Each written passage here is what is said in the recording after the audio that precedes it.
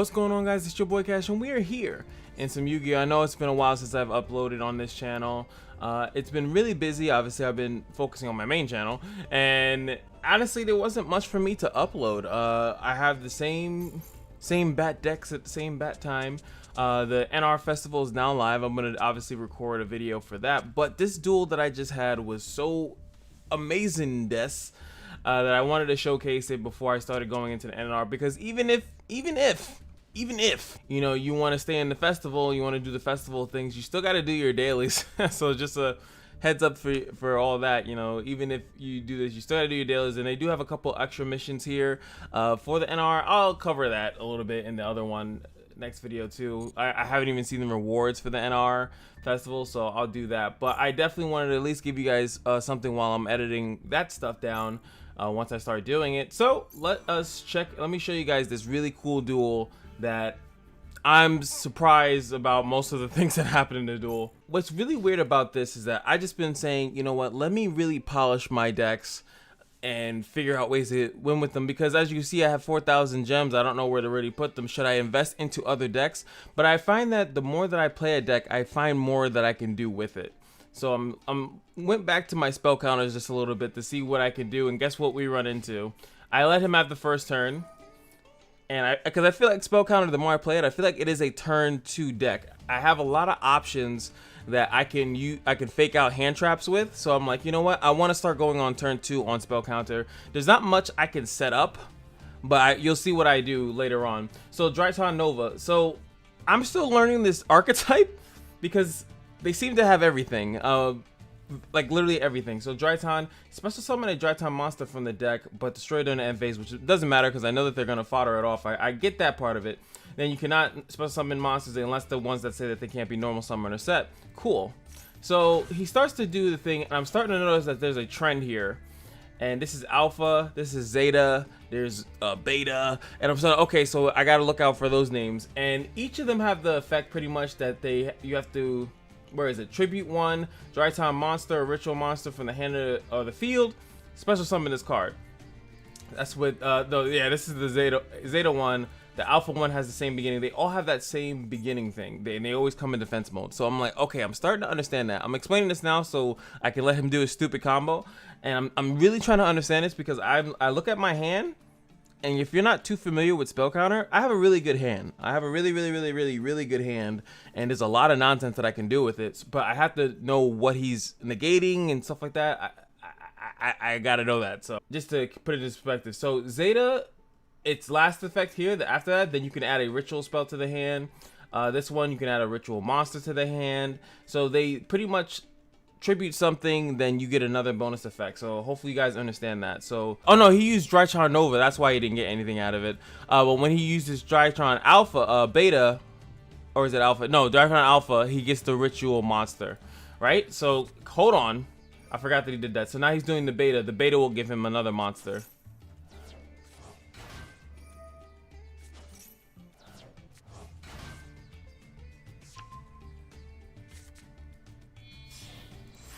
Now, the next part that I don't understand, oh, sorry, spell. I'm so confused. I do apologize. The next part that I don't understand is how the hell does their ritual card work? Please, someone send Jesus for me. So he, these are all level 1s. There's probably some other implications and other outs that they can have. I'm reading this card that says when you ritual summon, you can detach a materials from this card as monster materials required for a ritual summon. You can also use each of the following effects once per turn. If his card is XE summon, which it is, you can send one Drytron card from the deck to the graveyard, which is great for him because half of his effects don't matter if they're in the hand or the graveyard. He can still use them. When your opponent activates a spell or trap while you control a machine ritual monster, you can attach one material from this card and negate it. So it has a negate as long as he has a ritual monster on the field. Now, I don't understand how this card is summoning a level 12 monster. That's what I don't get. So let me read this, or maybe it's the actual ritual card itself. You must tribute machine monsters from the hand, or whose total attack is equal or exceeds. Okay, that's what it is. It has nothing to do with the star level. So he just does 2 of these fuckers, and then he boom, he has a 4,000 monster. Gotcha. So he does that. He uses that and then one of the materials, which seems weird. Maybe that's where he messed up. Because why not take this one and then one of the materials attack? Because you said it said you can detach materials for the. Yeah, he could have kept that card, this card of the field. I think that's where he messed up. I think that's one of the things he messed up. Because you could have had one material in this, took this one out because it's not doing anything, and then he would have had a negate. So he uses this as a thing to get the ritual card back. That's what it says it does. Just a heads up. He can make a card lose 1,000 attack. And then until the opponent's turn, so it does get his attack back eventually, and then he can add it to the hand. So he, again, card's very dangerous. Sacrifices that, switches it so he can special summon that. Then this Eclipse adds a dry tar monster to the hand. Then he can also banish it from the graveyard to make a card gains 2,000 more attack. He uses that to bring into Link Karibo, and this is his board. So he has an attack negate.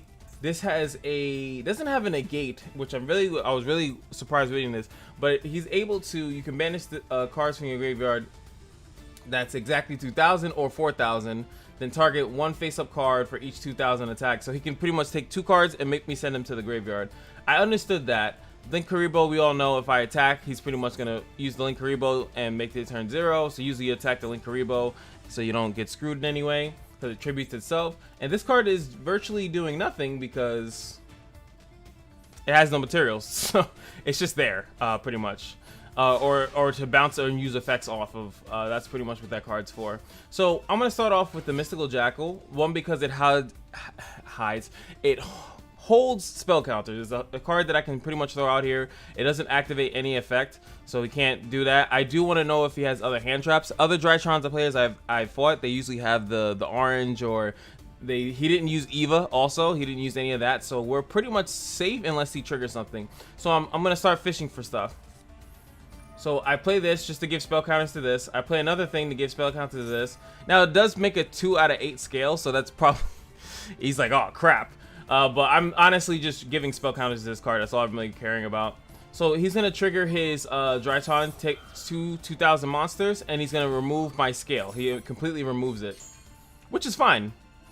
Now I get 2. I have 1 more, and I still have my spell counter masteries in my hand. So I'm still haven't finished anything. I haven't done anything that he can even remotely do crap about. So I do that. Put another one.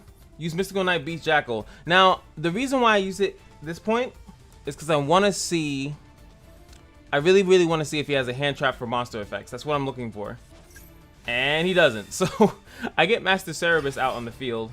Now Master Cerebus is a great card, and at this point I knew I could actually use its effect, which is the banish the face-up monster on the field. I gain its attack until the end of the opponent's turn. I could have took this, I would have gained 4,000 attack, and then I would have swang, but we all know unless I have something to block this, I'm not really going to be able to do anything. So I thought I'd go for, okay, I need a different line of play.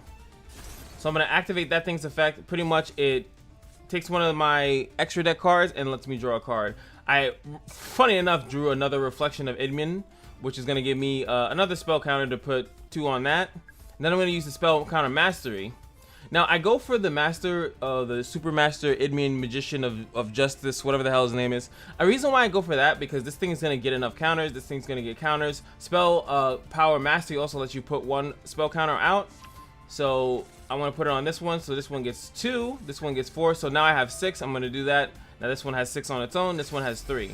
Now first I'm gonna use the Pendulum Shogun, and I'm going to just put that out because I can. And we're gonna use this thing's effect, and this thing's effect is nasty. And I feel like it's nastier because I think people don't know when to actually negate it. You have to negate it now. This is when you negate the card. So he did not negate it, and I'm like, oh baby. So you remove 6 spell counters from the field, doesn't matter where they are, and special summon this card from the Pendulum Zone. And then count the number of cards you control that can hold counters. So usually now it's like 1, 2, and 3, because these are the 3 cards that I have. And then itself when it's on the field when you do it. So you, if you do place spell counters on this card equal to the number of the cards you destroy. So I get to destroy as many cards as I want. I can destroy my own cards. I've done that before in the past. I can destroy as many cards as I want, and then it gets spell counters for it. So it's a very vicious card, and it comes with power. So we're gonna take all the spell counters out. The mighty master of magic. 1, 2, 3, and I'm gonna get 3 spell counters. and I'm gonna swing big here. This card, when it attacks, it gets a spell counter, which is great for me. Now, even this line of play here, he's down to 900. I obviously could have possibly went all the way up to Cold Talker, but I would have sacrificed a lot of Magicians on the way, and I wouldn't have such a strong board. This card can't, when there's 4 or more spell counters on the field, he can't be killed by card effects. I kind of like that. This card, if it dies with a spell counter, it gives me a normal spell, which I do like. When it dies by battle with a spell counter, it gives me a normal spell. This card is pretty much like a field trap, because when I can remove 3 spell counters from anywhere on my field and then special summon a card in my deck that can hold a spell counter. So but I can only do it on his turn. It's really good to get this card out, the Reflection of Edmund, because when this card is special summoned, I know it's a lot, I'm sorry, but when this card is special summoned, I can target a card that I have and a target they have and bounce it. Pretty much, you think of it like a compulsion. It allows me to just return a card to his hand. Only a monster, I think. So I like it. Let me see. A card they control. So it could actually be a face-up continuous spell. So I know I have that in my back pocket. I have a negate, because that's another thing that he does. He can negate a spell or trap effect, not a monster effect. So I'm watching him. I'm definitely 100,000% gonna negate a ritual card that he tries to use. So he's doing his same song and dance here, but I'm just letting it rock. I'm waiting until he makes a monster, like here.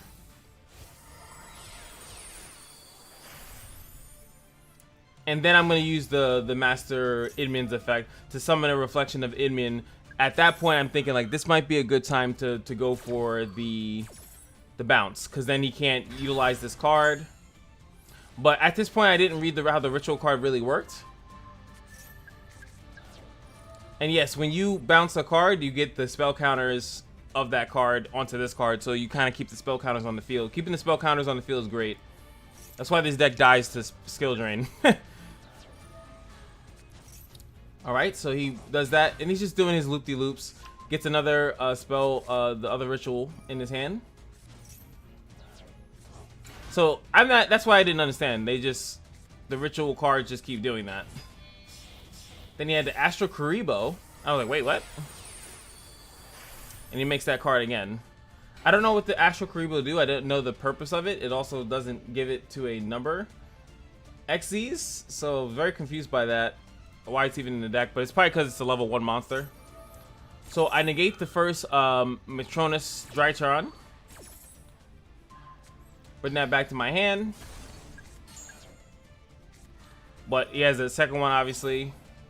And he just does those 2 things.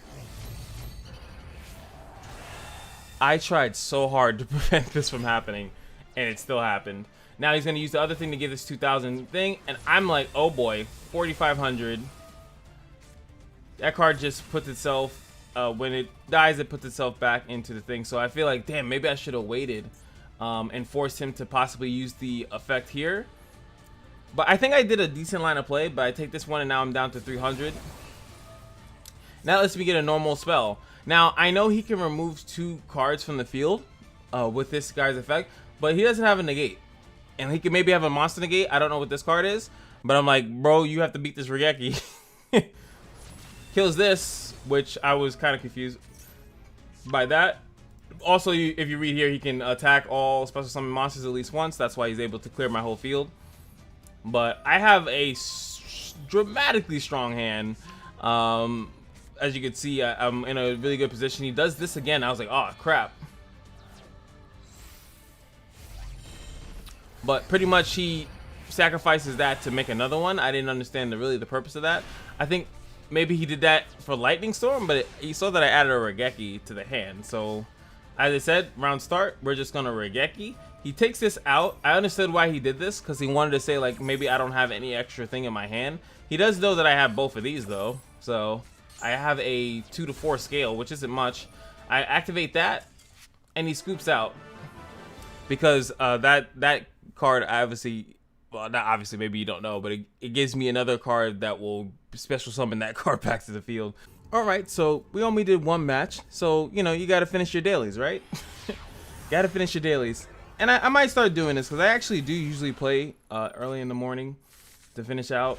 If you guys want these to be live commentaries, the video will be longer, but hey, it is what it is. So we first start off with that. I do that. Emian's Lab into that. I get ashed. And if you could see, that bricks my entire hand. The other card I have I can't use because I already used one Spell Power Mastery. I do think about taking this guy out, but I'd have to summon more packs. I'd have to use more packs in order to remove this card. It's a decent card because I have technically 2 of the Citadels. Removing 6 from my Magic Citadel, he special summons himself. I get a spell from my graveyard. I can use it itself, or I could actually use it to pop a card in the field. Very great card, but and this thing is unlimited. You could literally cycle this multiple times, which is really cool, but at the same time, he kind of gets clunky sometimes. This card, as you guys already know, is one I saw in a video a while back, and it's a Pendulum Zone. It's really cool because when you use a Pendulum Summon, it actually bounces itself back to the hand, which is pretty much for this deck 2 spell triggers. But unfortunately, I have nothing. This is not another Pendulum. I have nothing else in my hand. So I pretty much am at the mercy of my opponent, and I have to pass. Play one, pass. So I'm like, okay, what's the worst that this guy can do? And here it goes. He starts summoning, you know, XZ, Exodia at this point, because I'm just like looking at what I'm like, what is going on? I've never even seen this deck in my entire life. And he's just playing cards. This thing, XZ's Change Tactics, which the card, I think this card's sick. I would love to see how crazy this card can get. Every time you XZ summon a Utopia card, pay 500, draw a card. So you're gonna see him do it right now. Then his options open up based on when he draws. Then Zexal Field, I think it pretty much lets him put a XZ's material from his extra deck, which depending, I guess, on what's in the extra deck, he attaches this card. I think he just attached it because it gives him some additional benefits. And then he does the rank up magic. So I'm like, okay, I'm definitely dead this turn. I'm definitely dead. He goes into Ultimate Draconic Utopia Ray. He's gonna get some more fun, lovely things. He's gonna do the XG's Exchange, draw it, activate that card's effect, the Lightning Blade. Then that card, when it's targeted by anything, allows him to get another one. So I'm like, okay. Now, from what I can remember, most of these cards, they just give it attack and then it gives an additional effect. As you can see, while this card is equipped to a monster, face up XZ's cards you control cannot be destroyed by battle, destroyed by card effects. If a monster equipped with this card will be destroyed, you can destroy this card instead. So it gives it some protection, which is pretty nice. And then he gets another one from the hand, which is the Pegasus Twin Sword, which you can target Utopia, equip it to the spell card. It gains 1,000 attacks, so you can see he's already pumped up. While this card is equipped, you can negate a monster effect on the field. So I'm like, damn! Once per turn, you can just instantly negate a monster effect. So I'm looking at my hand, I'm like, I don't think I can make this work. So I see that there's no double attack, so I'm like, okay, at least I'm safe for the turn. I'm safe for the turn. I can maybe turn it around. I can get the Master Magician again. I draw, I get Master Bombs, like, oh, I might be able to do something. Then he just quits.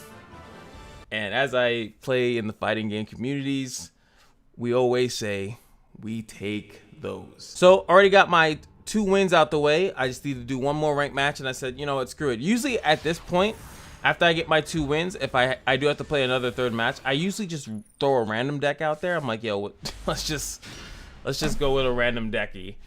So again, I think he won a coin toss, and then he just made me go second. He only does drop 1 in the back and then goes. So as you guys know, we're gonna see what we can bait. I have 2 Master Magians. Did this one. I'm like, okay, let me get this card. Okay. All right. Put an extra counter on there. Now this one, I like this play really a lot, because this card, if there are no other cards in your Pendulum Zone, you could target a spell or trap on a field and destroy both that and this card. So what's cool about that, right, is that this card, when it gets 3 spell counters on it, when it gets 3 counters, I can remove it, and then it would leave this card by itself, and then I could pop another card. So I'm pretty much using this as a setup. Also, the scale is good enough that I can at least get the 7s out of my hand, but I only have 1 7. Technically, not putting this card out, I could have went with this. This is a 3, and it would allow me to get 1, 2, and this card out, but then this card kind of gets stuck there. and I kind of don't like that at times. So I went for this type of line of play because I want to pop his back row after doing some fun stuff. Now, I'm still going to do the Pendulum Summon. He does max C, but based on the cards in my hand, I don't really need to commit that much further into special summoning. As we all know, this card can do the spells and traps. I'm just going to attack. He has no response to that. I don't know what deck he's playing at this moment. And I'm like, okay, you know, this looks pretty good on my end. I have a Spell Trap Negate. I have a free special summon at the end of the turn. And he just drops 2 more cards. I'm like, what deck is this? It's like, it's not Eldritch, because Eldritch, their traps are pretty much activated that turn. You know, it's pretty much getting activated that turn. So I use Master, and again, you guys know, I'm going to use the Reflection to bounce a card back to his hand. This is end phase, so he pretty much loses the trap. That's basically how that works. So I'm like, okay, we're good. And I'm going to use this card like I said I was. Different faction, but a little bit different. Now, I use that, and I'm like, okay, with Celine, I can make, I see, look, this is a 2, this is an 8. I'm like, okay, I can special summon pretty much that entire board back onto the field. I'll have 3 link summon spots. I can go 1, 2, 3 if I really wanted to. So or even 3. Like the possibilities with Celine is kind of OD. It's kind of crazy. I did notice that I popped this, and I'm like, oh, he's Dragon Maid, and he doesn't put a dragon, hasn't put anything out in the field, so I think I'm scot-free. Then he does this card. I'm like, you son of a, you dirty little boy. When a monster on the field activates an effect or spell trap that is already face up on the field, send this card to the grave and it just destroys it. So unfortunately, Celine gets popped off. I'm like, why? So I just said, well, that's crazy, but I could still, you know, I still have the ability to do many things. So we just go through another line here. Lets me put the counters. I'm gonna Pendulum Summon the other Reflection to pop this other card back to his hand. So I know that I'm safe. The only thing he could do now is another Max C. The spell traps that I know that exist, I don't know. I don't think he has much options here. So I use this because I need to use this card, but I blocked my extra monster zone, so I need a link monster to extend out. Now we have enough power to actually go through, and we attack and we get the victory there.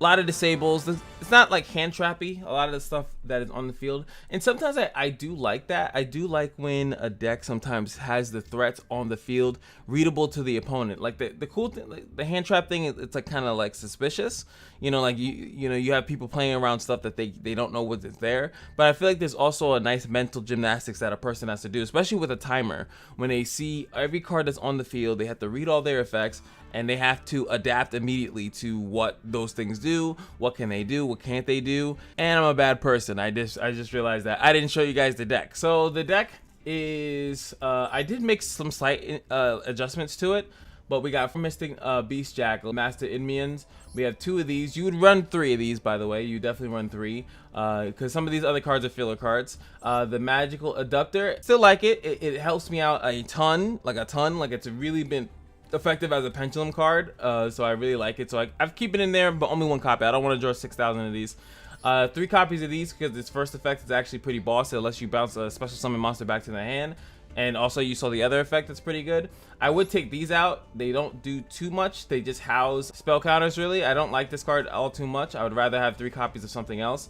This card is pretty good. I probably wouldn't run 3 copies of it, but it's an end card, so you know, why not. But you saw how effective this 9 pendulum scale of 9 is actually super strong. They pretty much get a majority of your cards out. Even this, you know, this 8-drop card can be summoned out by it. Still 1 Jackal. Again, would probably run multiple copies of it if I had it, but it is a UR. This one's an SR. 1 copy, as I explained while the match was going, pretty good. You would definitely run more than 1 copy of this card because it has a lot of effects when it's on the field. It also is amazing effect as you saw in the first match when it comes out. But you also could maybe just not run multiple cards because you don't want to draw too many times into them, especially the cards that need multiple tributes. If you do want to normal summon it, you do have to be careful because you're also running this card. This card, as you saw, did phenomenal. Really, really, really good card. Its other one is that you have to have a monster in the hand. Each of the Inumian cards do a weird special summon from like somewhere when it's on there. This one special summons a card that's in the deck. This one special summons a card, I think also in the deck, right? Yeah, this one's from the deck. No, sorry, this one's from the extra deck. Someone's face up on the extra deck. This one's from the actual deck. And you know, you just gotta keep balance and stuff like that. One copy of the Master Cerebus, Regeki, Monster Reborn, Terraforming, because we do need this. I only have 2 copies of the Citadel. Citadel's an amazing card. Spell Mastery Power, running 3 of them. Power of the Guardians, which is funny because it's not in the actual secret pack of all these other cards, but it's a phenomenal card. It keeps a card alive for like 10,000 years until they actually pop it. It takes a while for this card to actually die. I would definitely be running more copies of it if I did. Enmion's Lab would be running more copies of it if I can. Love this spell Book of Wisdom. It lets it kind of dodge a spell or trap card effect coming towards your spell caster monster. I think more people should run this card in spell caster decks. It's a really good, easy to use card that will protect your spell casters. And then 3 copies of this card because it's not only great because you can put 2 spell counters on whatever the hell you want, but if you leave it face down and they actually pop it, it lets you randomly special summon any of your entire deck pretty much that has spell counters. Phenomenal. So that is the deck. Oh yeah, this card is just there because I wanted to try out if I do have 2 4s on the field. You know, I wanted to go into something. I had put this in there just because it pops a card for 1,000 life points. I said, yeah, why not? And then the Malevolent Sin, same thing. It's just hey, why not? But the main cards are obviously going to be the Daybreaker, Shiny Magical Warrior guy, Celine, Topologic, because I just like him. I got him. I like him. And 2 Aspects Code Talkers. That's the deck. Hope you guys enjoyed. I've said this because I keep ending the video preemptively. Hope you guys enjoyed. I'll see you guys in the next video. Peace.